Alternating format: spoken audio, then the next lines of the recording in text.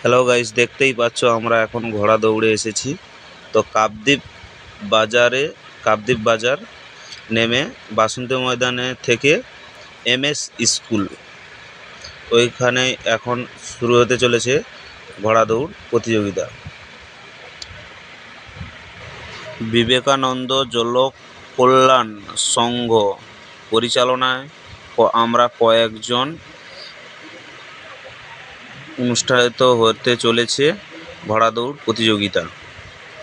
তাই গাইস সবাইকে বলছি শুভেচ্ছা ও অভিনন্দন, সবাইকে আসা চাই, দেখা চাই। আর সবাইকে বলছি যে লাইক কমেন্ট শেয়ার করতে ভুলবেন না।